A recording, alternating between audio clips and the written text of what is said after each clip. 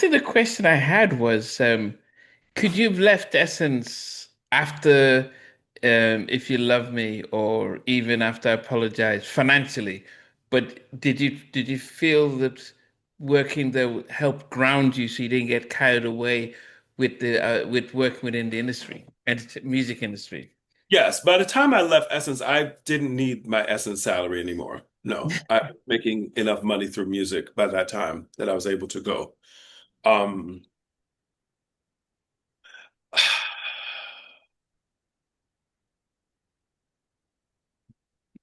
I don't know.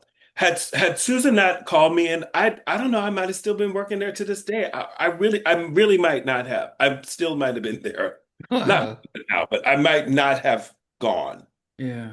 Um, I was afraid to, kind of go on my own. I really was scared.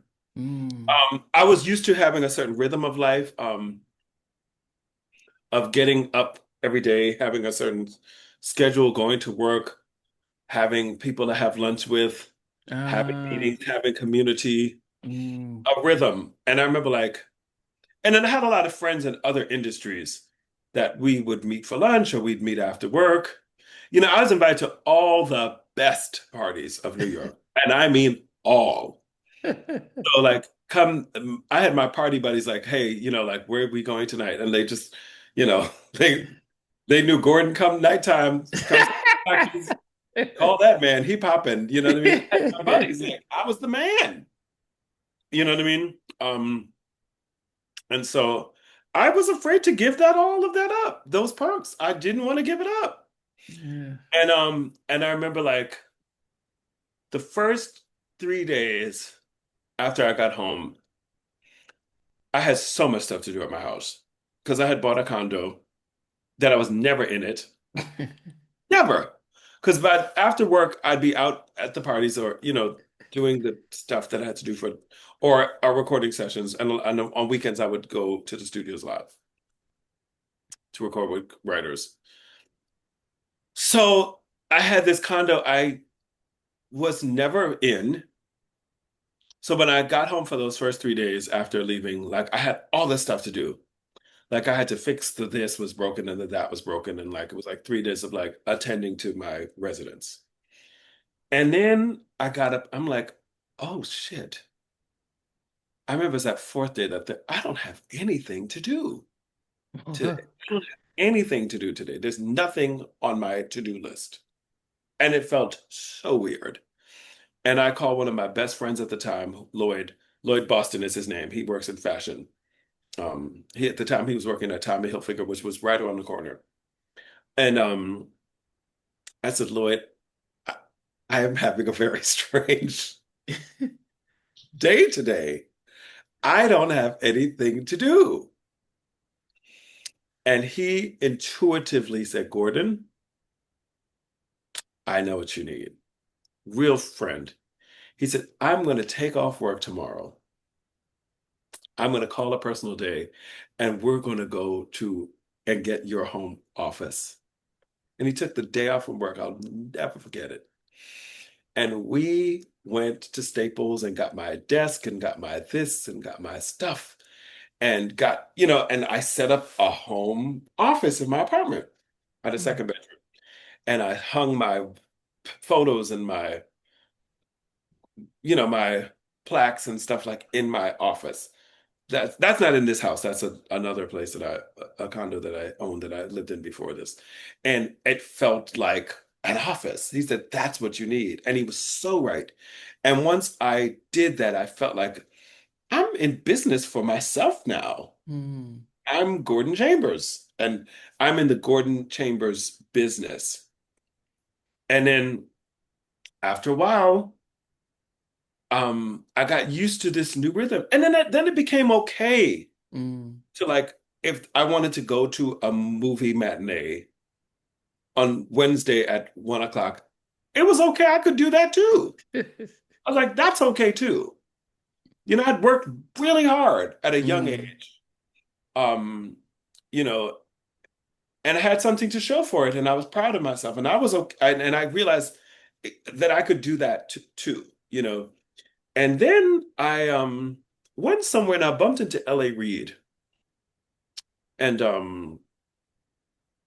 L.A. Reid, he said, "What are you doing these days?" I said, "I left." I said, "I just left Essence." He said, "Wow, you left Essence?" He said, because he knew me. We had profiled L.A. Reid for Essence. He said, "You left?" Okay. Yes.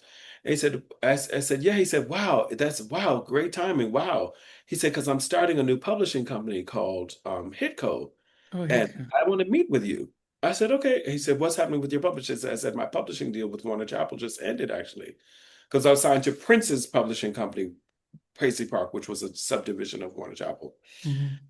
And he said, "Wow." So he said, "Let's talk." So he had me meet him for at the Four Seasons for breakfast. I was like, breakfast at the Four Seasons. But I was like, but I can do this now. I have to go to work at Essence. I can take a breakfast meeting with him. And we met, and he explained that he was starting a new publishing company, and he wanted it to be small, like a Motown of writers. Like he said, I wanted to be very boutique, very particular, but really qualitative. And he invited me to be his first writer. And he said, just have your lawyer call my lawyer. And they did the deal very quickly. I mean, and my lawyer was like, "Gordon, this is very strange. Deals like this don't usually happen this quickly, but he really wants to sign you." And I said, and he said, "This is just strange, but he's made a very good offer, a very fair deal. Like, this is a good deal. Like, this is good. I don't know why this is happening. This is happening." I said, "Okay." So once we did the deal, then LA started to call me all the time. So I'm like, I've just left my job, and why is LA calling me? Like it's amazing, and I admire, of course, his work, but it just was not like I didn't live in Atlanta. Like I wasn't on his mix like that. You know what I mean? Mm. But he started to call me and was like, because he hadn't even fully staffed Hitco yet. Okay. And he said, "Gordon, I'm thinking about two different people for the positions. Can you meet with both of them for me and tell me what you think?" It's like, why is L.A. Reid asking me these questions? But I did what he asked of me. Then he started to do press about Hicko, and he started to ask me, "Can you talk to Billboard about that you're signing to Hicko and what it's going to be? Can you?" Then he had me do some press about the rollout, and then I remember asking him like 2 years later, like when there was a Hicko Christmas party. I said, "Ellie, I always wanted to ask you this because we were at the Hitco Christmas party, and he asked me to say the prayer, and I was just thinking, why me?" And he said, "Gordon, sit here." And I was not as close to him as us, but he said, "Sit here," and I sat with him. He said, "Gordon, please do the prayer for us." I just was like, and then I asked him why that night. I said, "Why me?"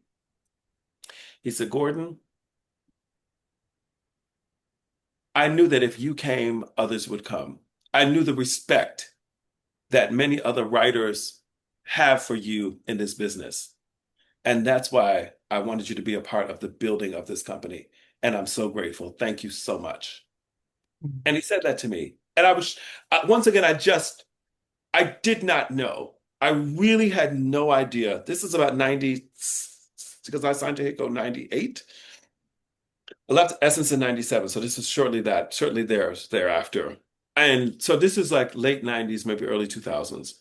Just had no idea Mm. that I was somebody like L.A. Reid, who I idolized. Who didn't idolize L.A. Reid? Mm. Who didn't? Yeah. Had no idea that he valued me Mm. um, in that way.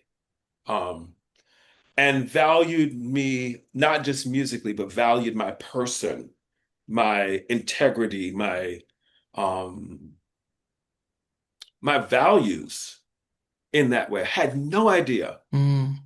And so I joined Hitco and was with Hitco for 10 years uh, Wow. as a songwriter, signed to Hitco at 7. And it was about the fifth year into Hitco when I decided that I wanted to do my first solo album. Hey guys, thanks for watching. Thanks for being a part of Halftime Chat. Please remember to subscribe, share, and comment. But most importantly, why don't you become a member of Halftime Chat? We've got amazing videos, amazing perks, and being able to support the channel. But anyway, thanks for watching. Take care. I never participated in that kind. And somewhere in between. For even loving us, on which I didn't miss you with. What was it like growing up? She's still making an impact on 4 houses down. I have a couple pieces. Trying to get this one and that one. That works for you, but just for me, No. Okay, you're okay. They don't understand what Jonas Boys and men and all spirits. play it. These guys, they all work together. I mean, I love all different genres.